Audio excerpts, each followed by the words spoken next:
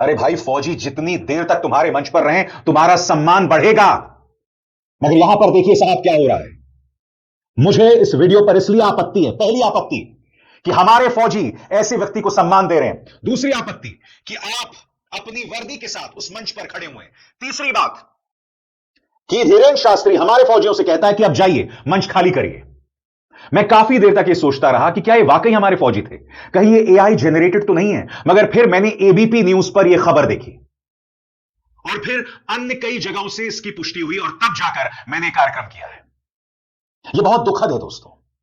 और बात यहां तक सीमित नहीं है। हमारे सम्मानित सेना प्रमुख राम भद्राचार्य से मुलाकात कर रहे हैं। मैं पूरे सम्मान के साथ जनरल साहब आपसे एक सवाल पूछना चाहता हूं। इस व्यक्ति में आपको क्या आध्यात्मिक दिखाई देता है? मैं समझता हूं चाहे धीरेन्द्र शास्त्री हों चाहे राम भद्राचार्य हो, ये दोनों भारतीय जनता पार्टी के बेहद करीबी हैं। तो मैं आपसे समझना चाहता हूं और मैं अपने दर्शकों से भी पूछना चाहता हूं, हमारे सेना प्रमुख को राम भद्राचार्य से मिलने की क्या जरूरत थी? क्या जरूरत थी? और फिर उस मुलाकात में वो कह रहे हैं कि आप गुरु दक्षिणा में मुझे पीओके देना। आप कौन सी स्ट्रैटेजी उनके साथ डिस्कस करने गए थे? सेना का क्या फायदा हुआ? और माफ कीजिएगा, राम भद्राचार्य किस आधार पर कह रहे हैं कि गुरु दक्षिणा में पीओके देना? बताइए, उन्होंने आपका ऐसा क्या फायदा करवाया? आध्यात्म का उन्होंने ऐसा कौन सा पाठ आपको पढ़ाया जनरल साहब कि अब वो आपसे गुरु दक्षिणा मांग रहे हैं, वो भी पीओके? याद कीजिएगा दोस्तों, ये वो राम भद्राचार्य हैं जिन्हें शाहरुख खान और आमिर खान का फर्क नहीं पता। आमिर खान की पत्नी ने कहा था कि इस देश में मुसलमानों पर प्रहार हो रहा है, मैं नहीं जानती कि मेरा बच्चा यहां सुरक्षित रहेगा कि नहीं। इन्होंने उसे शाहरुख खान बना दिया। सुनिए क्या कहा था। शाहरुख खान कब देश का समर्थक रहा है? उसकी पत्नी कह रही थी यहाँ बाहर कर घुटन होती है, वो कब देश का तो समर्थक रहा है? जो विदेश में जाकर भारत का अपमान करे, भारतीयता का अपमान करे, उसे प्रतिपक्ष का नेता बनने का अधिकार है क्या? वाइफ का पहला अक्षर क्या है अंग्रेजी में? ऊंचे से बोले डब्ल्यू। हाँ, अविवाहित लोग नहीं बोलेंगे, खत्म, झगड़ा हो जाएगा। साधु लोग नहीं। पहला अक्षर क्या है? डब्ल्यू। अंग्रेजों ने डब्ल्यू का अर्थ किया वंडरफुल। दूसरा अक्षर क्या है अंग्रेजी का वाइफ में? इंस्ट्रूमेंट। तीसरा अक्षर क्या है? एफ। आर। चौथा अक्षर क्या है? ई। एंजॉय। अब फुल फॉर्म क्या बन गया वाइफ का? Wonderful instrument for enjoy. आनंद के लिए एक आश्चर्यजनक उपकरण, खिलौना है वाइफ। हाँ, सिंधु को कुछ इतना अल्प बच्चे नहीं होने चाहिए कि दो हो जाए, एक्सीडेंट दोनों चल जाते हैं तो अनाथ हो जाता है व्यक्ति। हम 3-4 तो होने चाहिए। और ऊपर से हमारे फौजी इन्हीं लोगों से मिलने जाते हैं, क्यों? मैं जिन फौजियों ने धीरेन्द्र शास्त्री से मंच पर मुलाकात की, मैं उनसे पूछना चाहता हूं, उनसे मुलाकात करके आपको क्या फायदा होगा? मैं मानता हूं कि धीरेन्द्र शास्त्री भारतीय जनता पार्टी के बहुत करीबी हैं, मगर आप फौजी हैं साहब। आपका मुकाम इस देश में जितने भी पेशे हैं उनमें सबसे ऊंचा है।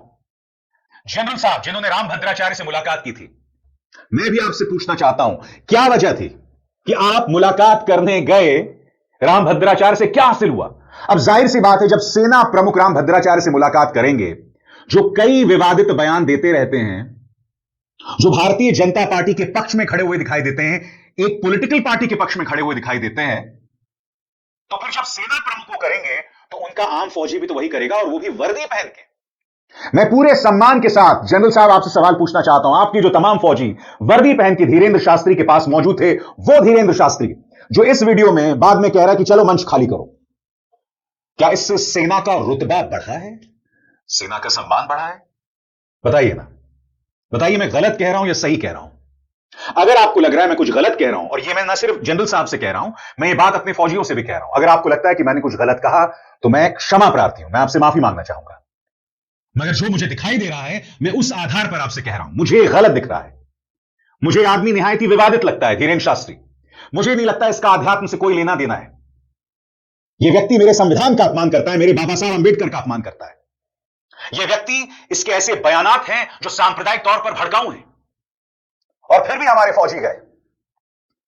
इससे ज्यादा दुखद कुछ नहीं हो सकता। करना चाहता हूं, देखो मैं बहुत ज्यादा हमारे देश के जो सोल्जर्स हैं उनकी रिस्पेक्ट करता हूं, लेकिन कल जो ये वीडियो सोशल मीडिया पे आई है, लोग काफी ज्यादा एंग्री हैं इसको लेकर के। रिपब्लिक डे से ठीक एक शाम पहले धीरेन्द्र शास्त्री यहाँ पर देश के सोल्जर्स के साथ नजर आ रहे हैं एंड गाने गा रहे हैं, सोल्जर्स सेलिब्रेट कर रहे हैं एंड बाबा के सत्संग में यहाँ पर बैठे हुए हैं, बाबा को सलूट कर रहे हैं, बाबा के पैर तक भी छू रहे हैं, बाबा का आशीर्वाद ले रहे हैं। अब देखो ये देश की सेना है और वो कहीं पर भी जा सकते हैं एंड हमसे ज्यादा उनका है ये देश, क्योंकि वो देश के रखवाले हैं। लेकिन इस तरीके से फ्रॉड बाबा के सत्संग में जाना, अब अगर ये हमारे सोल्जर्स किसी रिलीजियस प्लेस पे जाते हैं तो डेफिनेटली ये कोई प्रॉब्लमैटिक बात ना होती, ये इनकी अपनी फ्री विल है, चाहे गुरुद्वारे जाएं, चाहे मस्जिद जाएं, चाहे मंदिर जाएं, कहीं पर भी ये लोग जा सकते हैं। लेकिन ये एक फ्रॉड बाबा के पास जा रहे हैं, ये डेफिनेटली प्रॉब्लमैटिक बात है। एंड ऐसा तो नहीं है कि बाबा बागेश्वर धाम के पास ये लोग ऐसे ही पहुंच गए, डेफिनेटली ये कोई प्री प्लान्ड कार्यक्रम यहाँ पर होगा जिसके तहत यहाँ पर इन सोल्जर्स को भेजा गया बाबा जी के पास। अब आपको याद दिलाना चाहता हूँ, 2 दिन पहले तक ये बाबा भूत भगाओ कर रहा था अपने शिविर में बुला बुला के लोगों को, एंड लोग ऐसे ऐसे वैसे वैसे करते हुए नजर आ रहे थे। एक ऐसा बंदा जो सोसाइटी में ऐसा अंधविश्वास फैला रहा है, आखिरकार देश के सैनिक उसके पास क्यों जा रहे हैं यहाँ पे? अब ये सैनिक जो बाबा के पास गए, ये अपनी फ्री विल से तो गए नहीं होंगे, किसी ना किसी ने इनको यहाँ पर ऑर्डर्स दिए होंगे और कोई यहाँ पर प्रोग्राम बना होगा किसी अधिकारी के द्वारा। तो उस अधिकारी से यहाँ पर ये सवाल पूछा जाना चाहिए, आर्मी किसी धर्म की नहीं है, आर्मी किसी रिलीजन की नहीं है, किसी बाबे की नहीं है,